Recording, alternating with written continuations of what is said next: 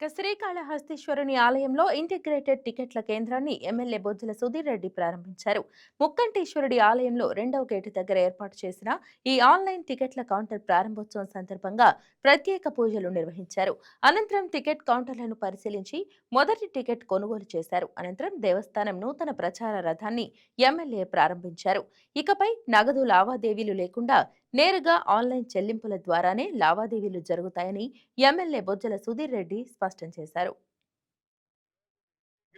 టెక్నాలజీతోని మొత్తం అన్ని గేట్స్ కూడా ఒక దగ్గర పెట్టేసి బ్రహ్మాండమైన క్యూ లైన్స్ అరేంజ్ చేసి ఫ్యాన్స్ లైట్స్ ప్లస్ మొత్తం కంప్యూటరైజ్ చేసుకుని మొత్తం ఆన్లైన్ చేసేసి ఈరోజు టికెటింగ్ కూడా నేను ఎప్పుడు చెప్తున్నాను. మొత్తం ఇప్పటి నుంచి కాళహస్తిలో అంతా కూడా వైట్ అమౌంట్ ట్రాన్సాక్షన్స్ ఎక్కడ డబ్బులు తీసుకోవు అని ఎప్పుడు చెప్తున్నాము. ఆ రోజు ఈ రోజు మరి స్వామివారి దేవల్ల అమ్మవారి దేవల్ల ఈరోజు సాధ్యమైంది. చంద్రబాబు నాయుడు గారి కూటమి ప్రభుత్వంలో మరి ఈ రోజు ఒక సరికొత్త ఘట్టం ఈ రోజు ప్రారంభించాం.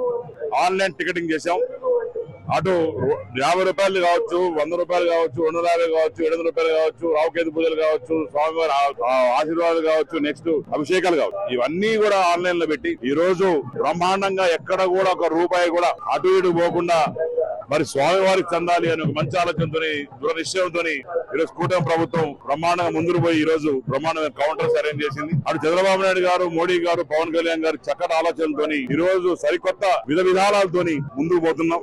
ఈ ఇంటిగ్రేటెడ్ కౌంటర్స్ అనేది దాంట్లో ఎమర్జెన్సీ ఎగ్జిట్స్ మిగతావన్నీ కూడా బ్రహ్మాండంగా పెట్టడం జరిగింది.